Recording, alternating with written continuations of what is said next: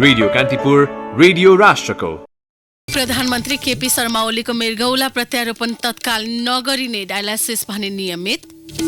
राष्ट्रिय अनुसन्धान विभागमा छड्के भर्ना सम्बन्धी प्रावधान सरकारले पुनः बिउत्याउँदै संघीय निजामती सेवा विधेयकमा विशेष परिस्थितिमा स्वास्थ्य सेवाका लागि आवश्यक कर्मचारी करारमा नियुक्त गर्न सकिने व्यवस्था।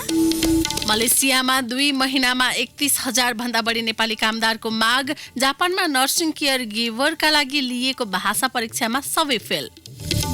अमेरिकी राष्ट्रपति डोनाल्ड ट्रम्प माथिको महाभियोग अपरिहार्य रहेको अनुसन्धान समितिको भनाई। राष्ट्रको प्रतिष्ठाभन्दा निजी हितलाई माथि राखेको ठहर। र साग महिला भलिबलमा भारतसँग पराजित भएपछि नेपाल उपविजेतामै सीमित। एथलेटिक्समा ऐतिहासिक सफलता। नमस्कार, कान्तिपुर डायरीका साथमा साथी प्रकाश र म इन्द्रलक्ष्मी। समाचार अब विस्तारमा। प्रधानमन्त्री केपी शर्मा ओलीको मृगौला प्रत्यारोपण 2 देखि 4 महिना पछि सर्ने भएको छ। अघिल्लो मंगलबार आकस्मिक रूपमा एपेन्डिसाइटिसको शल्यक्रिया गर्नु परेकाले मृगौला प्रत्यारोपणको समय धकेलिएको चिकित्सकले बताएका छन्। वरिष्ठ मृगौला रोग विशेषज्ञ डाक्टर ऋषि काफ्लेले भन्नुभयो, मृगौला प्रत्यारोपण गर्न शल्यक्रिया गरिएको ठाउँको घाउ निको हुनुपर्छ, संक्रमण पूर्ण रूपमा नियन्त्रणमा हुनुपर्छ। अहिलेको स्थितिमा जोखिम हुन्छ। एपेन्डिसाइटिस सहित पेरिटोनाइटिस, पेट संक्रमण समेत देखिएपछि मनमोहन कार्डियोथोरासिक भास्कुलर तथा ट्रान्सप्लान्ट सेन्टरमा प्रधानमन्त्रीको शल्यक्रिया गरिएको थियो।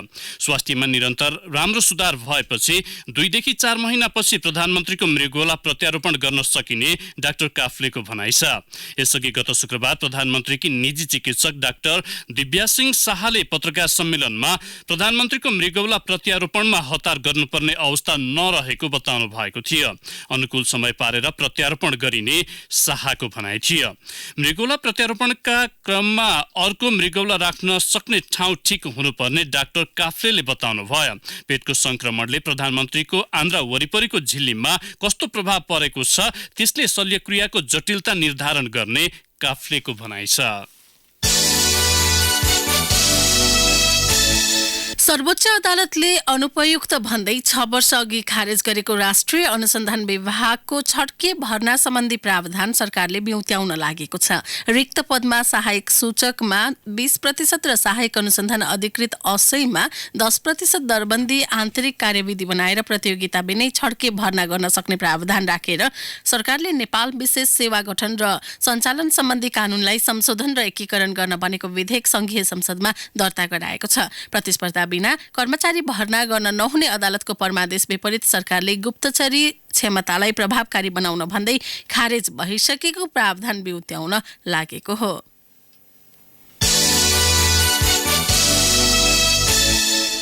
संघीय निजामती सेवा विधेयकमा विशेष परिस्थितिमा स्वास्थ्य सेवाका लागि आवश्यक प्राविधिक कर्मचारी करार सेवामा नियुक्त गर्न सकिने व्यवस्था राखिने भएको छ। विधेयकमा निजामतीका अरू सबै समूहमा करार सेवा अन्त्य गर्ने प्रावधान राखिए पनि नागरिकको बाँच्न पाउने अधिकारसँग प्रत्यक्ष जोडिएको स्वास्थ्य सेवामा भने खुकुलो व्यवस्था गर्न लागि हो।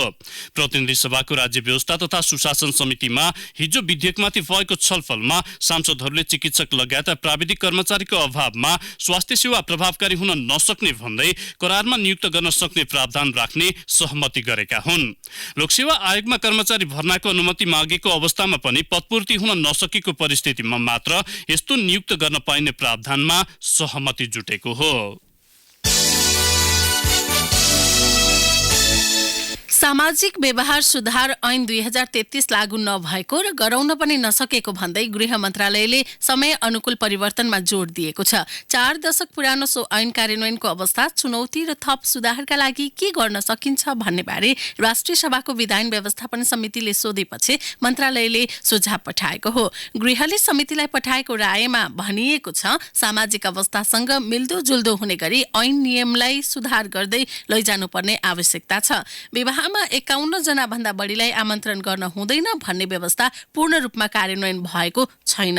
कानून भएर पनि लागू नहुनु भनेको कानूनी शासन नहुनु हो भन्दै विधान समितिले त्यसको पुनरावलोकनका लागि गृहसँग कार्यान्वयन अवस्था र सुधारका लागि के गर्न सकिन्छ त भनेर मङ्सिर 5 मा सुझाव मागेको थियो। विवाहमा तिलक, दाइजो लिएको वा मागिएको बारे उजुरी पनि नपरेको र त्यसलाई कार्यान्वयन गर्न कठिन भएको समेत गृहले औल्याएको छ। सो ऐनमा छैठी, न्वारान, जन्म दिवस, पास्नी, चुडाकर्म र व्रतबन्ध आदिमा नातिदार बाहेक 25 जना भन्दा बढीलाई बोलाउन नपाइने पनि भएको छ। काजक्रिया, श्राद्ध वा अन्य कार्यमा नातिदार र मलामी बाहेक 25 जना भन्दा बढीलाई बोलाउन नपाउने प्रावधान सो ऐनमा उल्लेख छ।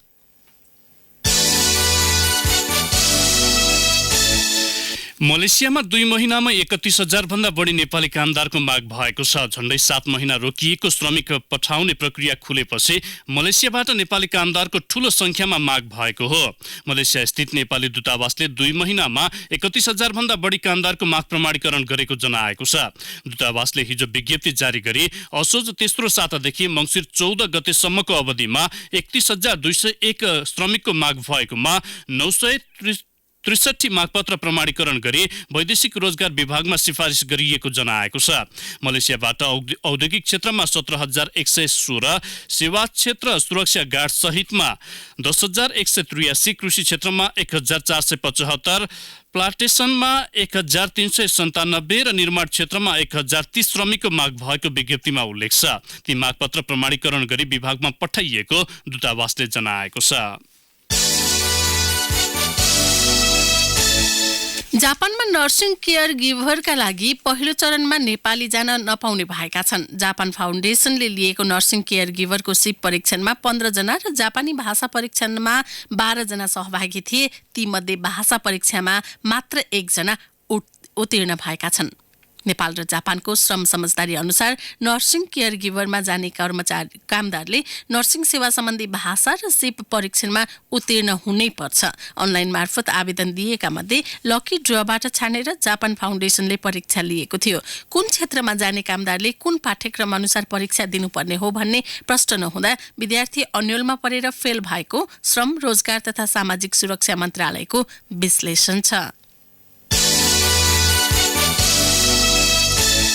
जलवायु परिवर्तनका कारण भविष्यमा निम्तन सक्ने चुनौती न्यून गर्ने उपाय पहिचानका लागि विश्वभरका सरकारी प्रतिनिधि, राजनीतिज्ञ, कूटनीतिज्ञ, विशेषज्ञ र अनुसन्धानकर्ता स्पेनको म्याड्रिडमा भेला भएका छन्। जलवायु परिवर्तन सम्बन्धी राष्ट्रसङ्घीय संरचना महासन्धि UNCCC को 25औं सम्मेलन COP25 मा जलवायु परिवर्तनको मुख्य कारक मानिने हरितगृह ग्यास उत्सर्जन गर्ने विकसित मुलुक तथा त्यसको मार खेप्ने नेपाल जस्ता अल्प विकसित वा अति कम विकसित LDC मुलुकका प्रतिनिधि समेत सहभागी छन्।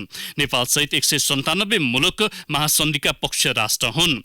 सन् 1994 मा महासन्धिमा हस्ताक्षर गरेको नेपालले त्यसयता हरेक वर्ष सम्मेलनमा सहभागिता जनाउँदै आएको छ। नेपाल लगायत सबै पक्ष राष्ट्रका प्रतिनिधि सम्मेलनमा सहभागी छन्। त्यसैगरी विभिन्न दात्री निकाय, जलवायु परिवर्तनका मुद्दामा क्रियाशील संस्था, अनुसन्धानकर्ता, वैज्ञानिक, युवा लगायतले पनि सम्मेलनमा सहभागिता जनाएका छन्।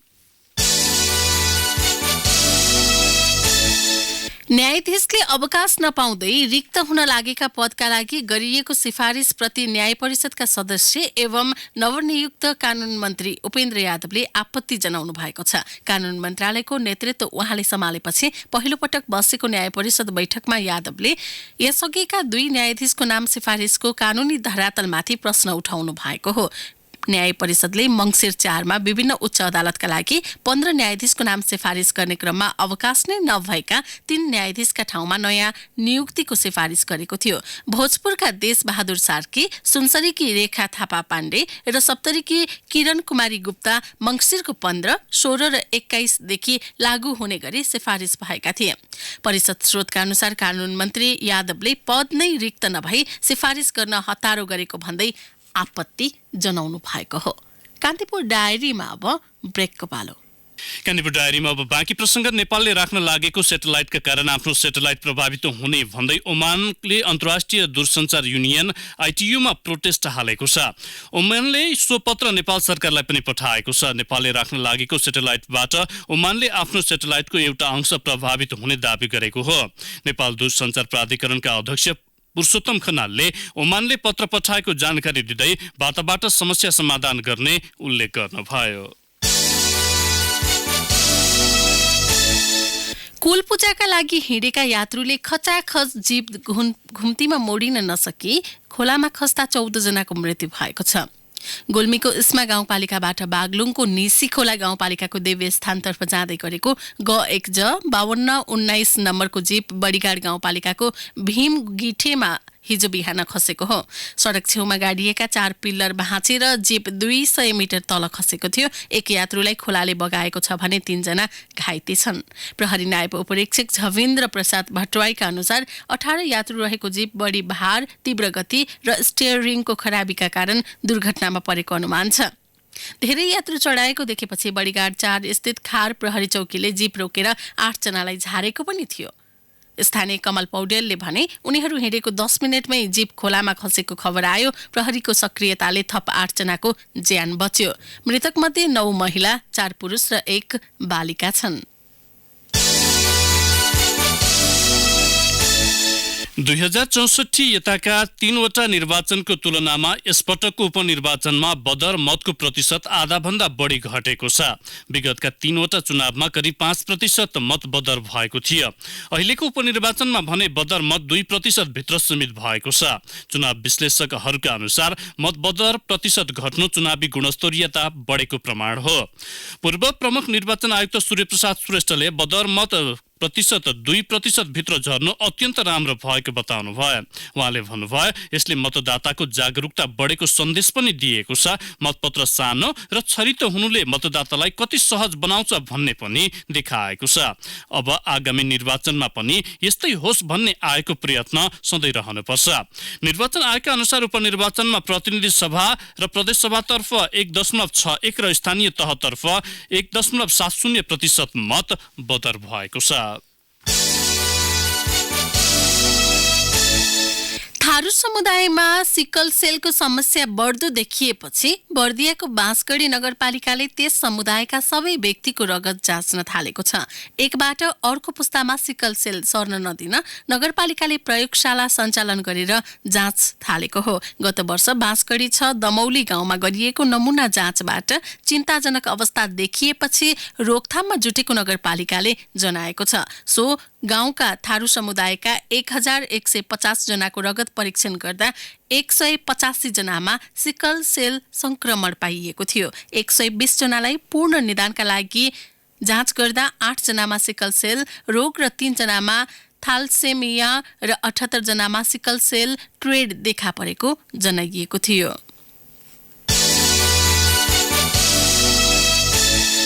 सिमरिक एयरलाइन्सको हेलिकप्टर मार्फत गोर्खाबाट काठमाडौँ आएकी एक महिला संरक्षित वन्यजन्तु रतुवाको अङ्ग सहित त्रिभुवन अन्तर्राष्ट्रिय विमानस्थलबाट पक्राउ परेकी छन्। प्रहरीले हुम्लाको ताजकोट गाउँपालिका 5 की 29 वर्षीय महिला सम्झना बुढालाई रतुवाको सिंहसहित विमानस्थलको एक्सरे मेसिन एरियाबाट प्रहरीले पक्राउ गरेको हो। सिमरिक एयरले ती महिलालाई गोर्खाको धापबाट ल्याएको थियो। विमानस्थल प्रहरी प्रमुख DIG सूर्य उपाध्यायले हिजो बिहान ती महिलालाई वन्यजन्तुको अङ्गसहित पक्राउ गरिएको जानकारी दिनुभयो। बुढाले बोरामा राखेर वन्यजन्तुको अङ्ग ल्याएकी थिइन्। बरामद सिंह जिल्ला वन कार्यालय काठमाडौँको जिम्मा लगाइएको छ। रजस्वलाका बेला छाउ बार्ने चलन कर्णाली र सुदूरपश्चिममा मात्र होइन गण्डकी प्रदेशमा पनि छ्याप्छ्याप्ती छ। मुख लुकाउनु पर्ने, अरूसँग बोल्न नहुने, छुइन नहुने, आफ्नो घरधुरी अनि दाजुभाइ देख्न नहुने भन्दै रजस्वला हुँदा किशोरीलाई कोठाभित्र राख्ने चलन त्यहाँका केही गाउँमा अझै छ। पहिले छुट्टै कटेरो बनाइराख्ने गरिएको थियो, अहिले छिमेकमा लुकाउने चलन छ। सुन्दर बजार नगरपालिका 8 बलिथुमकी 13 वर्षीय सरिता परियार मङ्सिर 10 गते पहिलो पटक रजस्वला भइन्। उनकी आमा शर्मिलाले पैदल 15 मिनेटमा पुगिने आशिका परियारको घर पुर्याइन्। साँझ बिहान उनी आफैले छोरीको खाना पुर्याउँथिन्। 13 गते बिहान खाना पुर्याउँदा छोरी छिमेकीको कोठामै थिइन्। साँझ भने भेटिनन्। आशिका पनि घरमा थिइनन्। शर्मिलाले भनिन् आशिकाले मेरी छोरीलाई लिई हिँडिछे, यतिका दिन भयो, अहिलेसम्म पत्तो छैन। आशिकाको घरमा हजुरआमा र 2 बहिनी बाहेक अरू नरहेको शर्मिला बताउँछिन्। उनका बुवा आमा चितवन छन्। उनले भनिन् मैले पनि रजस्वला बारेरै आएकी हुँ, यसरी बार्ने चलन अझै पनि छ, मान्नै पर्छ। आफन्तको घरमा लगेर राखियो तर छोरी हराई। बलि थुमके भारतीय सदन माविमा कक्षा 7 की छात्रा सरिता 10 गतेदेखि स्कुल नआएको प्रधानाध्यापक ज्ञान बहादुर कार्कीले जानकारी दिनुभयो। स्कुल नआउनुको कारण के हो त भनी सोध्दा महिनावारी भन्ने बुझियो। उहाँले भन्नुभयो यहाँका अरू बालिका र किशोरी पनि महिनावारीका बेला स्कुल आउँदैनन्। आफूहरूले जति सम्झाए पनि चलन हो भन्दै कसैले नटेर्ने गरेको उनको भनाइ छ। मुलुकी अपराध संहिता अनुसार छाउपडी अपराध हो, जबरजस्ती मान्न लगाउनु अपराध हो। महिलालाई महिनावारी भएकै कारण छाउगोठ पठाए वा अन्य विभेद गरे 3 महिनासम्म कैद वा 3000 सम्म जरिवाना हुने कानुनी व्यवस्था छ। 3 वर्ष अघि राउटे मुखिया वीरबहादुर शाहीका छोरा 22 वर्षीय कपिल शाही आगोमा परेर घाइते भए। दुखाइ कम गर्न उनले मदिराको सहारा लिन थाले। गत साता स्वास्थ्यमा समस्या देखिएपछि उनलाई उपचारका लागि कर्णाली प्रदेश अस्पताल भर्ना गरियो। वीरेन्द्रनगरमा उपचार हुन नसकेपछि उनलाई काठमाडौँ रेफर गरिएको छ। नियमित अत्याधिक मदिरा सेवनले उनका मृगौलाले काम गर्न छोडेको चिकित्सकको भनाइ छ। उनी मात्र होइन, मदिराको अत्याधिक सेवनका कारण राउटे समुदायमा विभिन्न स्वास्थ्य समस्या देखन थालेका छन्। यसले बालबालिकादेखि वृद्धसम्मको ज्यान जोखिममा परेको स्वास्थ्य कर्मीको भनाइ छ। 10 वर्षको अवधिमा राउटे बस्तीमा 114 जनाको मृत्यु भएको छ। त्यसमध्ये धेरै जसो मदिरा सेवनको असर देखिएर मृत्युवरण गर्नेहरू रहेका छन्। मदिरा सेवनका कारण अधिकांश राउटेको शरीर फुलेको स्वास्थ्य कर्मी बताउँछन्। अब केही समाचार संक्षेपमा। भुटानी शरणार्थीको राष्ट्रिय पुनर्मिलन समितिले स्वदेश फिर्तीको माग गर्दै शरणार्थी सम्बन्धी राष्ट्रसङ्घीय उच्च आयोगको दमक स्थित कार्यालय अगाडि हिजो प्रदर्शन गरेको छ। प्रदर्शनका सहभागीले 3 दशकदेखि नेपाली भूमिमा शरणार्थी भएर बस्नुपर्दा आफूहरूको जीवन कष्टकर भएको बताएका छन्। विश्व सम्पदामा सूचीकृत भक्तपुरको डाटापोल 5 तले मन्दिरको जीर्णोद्धार थालिएको छ। भूकम्पको 4 वर्षपछि भक्तपुर नगरपालिकाले मन्दिरको जीर्णोद्धारको काम सुरु गरेको हो। सरकारले 3 कुने स्थित खाली जग्गाको विवाद सल्ट्याउन पहल थालेको छ। 53 रोपनी मध्ये 23 रोपनी 2 आना जग्गाको मुआवजा विवादले सरकारले 2031 सालदेखि अघि सारेको पार्क बनाउने योजना पूरा हुन सकेको छैन। पछिल्लो 4 महिनामा 3 अर्ब रुपैयाँको कृषि बाली निर्यात हुँदा 27.5 अर्बको आयात भएको छ। सिंचाई उत्पादन लागत, सरकारी नीति, बजारीकरणको अभाव लगायतका कारण कृषि वस्तुको व्यापारमा ठूलो असन्तुलन देखिएको हो। कृषि तथा पशुपन्छी विकास मन्त्रालयको 4मासिक प्रगति विवरण अनुसार अलैँची, चिया, अदुवा, कफी र ताजा तरकारीको निर्यात बढेको छ। कान्तिपुर डायरीमा पुनः ब्रेकको पालो। ब्रेकपछि अब आर्थिक प्रसङ्ग। वाणिज्य ब्याङ्कहरूको छाता संगठन नेपाल ब्याङ्कर्स संघको अध्यक्षमा भुवन दाहाल चयन हुनु भएको छ। संघको नयाँ नेतृत्वका लागि अरू कसैको उम्मेदवारी नपरेपछि दाहाल अध्यक्ष बन्नुहुने भएको हो। संघको 33औं वार्षिक साधारण सभाले उहाँलाई अध्यक्ष पदमा चयन गर्नेछ। आउँदो बिहिबार संघको साधारण सभा हुँदैछ। संघका अध्यक्ष ज्ञानेन्द्र प्रसाद ढुङ्गानाको 2 वर्ष कार्यकाल सकिएपछि सो पदमा दाहालको उम्मेदवारी परेको हो। जीवन दिमा गए आयामी लाइफ सँग ढुक्क छु म आज आयामी लाइफ सँग भविष्यको चिन्ता छोडेर माएर बाँच्न सिके जीवन सुरक्षाको साथ छ आयामी लाइफ सँग आयामी लाइफ सँग। आयामी लाइफ इन्स्योरेन्स कम्पनी लिमिटेड, भविष्य सुनिश्चित गर्दै इन्स्योरिङ फ्युचर। अब अन्तर्राष्ट्रिय प्रसङ्ग। अमेरिकाका राष्ट्रपति डोनाल्ड ट्रम्पमाथिको महाभियोग अपरिहार्य रहेको अनुसन्धान समितिले जनाएको छ। ट्रम्पले राष्ट्रको प्रतिष्ठाभन्दा निजी स्वार्थलाई माथि राखेको अनुसन्धान प्रतिवेदनमा उल्लेख छ। आगामी वर्ष हुने राष्ट्रपति निर्वाचनका लागि आफ्नो राजनैतिक स्वार्थका लागि विदेशी हस्तक्षेप स्वीकार गरेको ट्रम्पमाथि आरोप लगाइएको छ।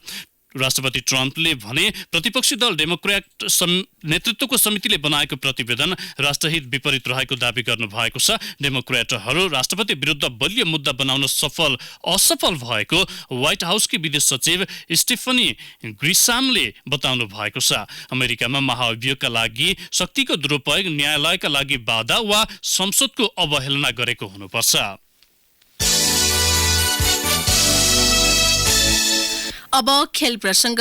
एथलेटिक्स खेल पुरानो यसलाई फादर अफ स्पोर्ट्स पनि मानिन्छ। यही एथलेटिक्समा सन्तोषी श्रेष्ठले हिजो स्वर्ण पदक जितेर इतिहास रचेकी छिन्। 13औं दक्षिण एसियाली खेलकुदमा प्राप्त यो उपलब्धिले उनी एथलेटिक्समा नेपालका लागि पहिलो अन्तर्राष्ट्रिय स्वर्ण जित्ने महिला खेलाडी भएकी हुन्। सन्तोषीले दशरथ रङ्गशालाको ट्र्याकमा 10,000 मिटर दौडमा त्यो सफलता हासिल गरेकी हुन्। उनले 1 मिली सेकेन्डले मात्र भारतीय प्रतिद्वन्दी कविता यादवलाई पछाडि पारिन्। सन्तोषीको टाइमिङ निस्कियो 35 मिनेट 07.94 सेकेन्डको।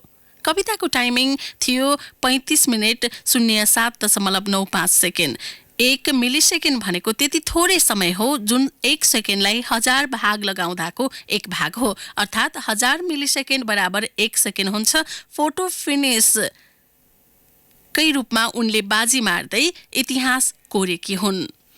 नेपाली महिला भलिबल टोली अर्को ऐतिहासिक उपलब्धि हात पार्नबाट चुकेको छ। 13औं दक्षिण एसियाली खेलकुद साको फाइनलमा पुगेर पनि नेपाली टोली उपविजेता बन्दै रजत पदकमै सीमित बनेको हो। त्रिपुरेश्वर स्थित राखेपा कबड हलमा हिजो भएको फाइनलमा भारतले नेपाललाई 3-2 सेटले हराउँदै महिला भलिबल तर्फको स्वर्ण हात पारेको हो। पहिलो सेट 25-17 ले गुमाएको नेपालले त्यसपछिका सेटमा 25-23 र 25-21 को जित निकाल्दै खेलमा पुनरागमन गरेको थियो। चौथो र पाँचौं सेटमा लय गुमाएपछि नेपाल पराजय भोग्न बाध्य भयो। अन्तिम सेटमा भारत 15-6 को सहज जित निकाल्दै नेपालको जितमा तगारो बनेको थियो। यसअघि सम्म चरणमा भएको भेटमा पनि भारतले नेपाललाई सोझो सेटले पराजित गरेको थियो। अब मौसम सम्बन्धी जानकारी। आज काठमाडौँ उपत्यका सहित देशका अधिकांश भूभागमा मौसम बदली हुने जल तथा मौसम पूर्वानुमान महाशाखाले जनाएको छ। केही बेर अघि 7 डिग्री सेल्सियस मापन गरिएको काठमाडौँ उपत्यकाको अधिकतम तापक्रम आज 22 डिग्री सेल्सियससम्म पुग्नेछ। सूर्योदय बिहान 6 बजेर 38 मिनटमा भयो भने सूर्यास्त भरे साँझ 5 बजेर 8 मिनटमा हुनेछ। हौस् त यिनै प्रसङ्गसँगै कान्तिपुर डायरीको यो बुलेटिन यही सकिन्छ। साथी प्रकाश र म इन्द्र लक्ष्मी विदा हुन्छौँ। नमस्कार। सूचना र मनोरञ्जनको संवाहक रेडियो राष्ट्रको रेडियो कान्तिपुर।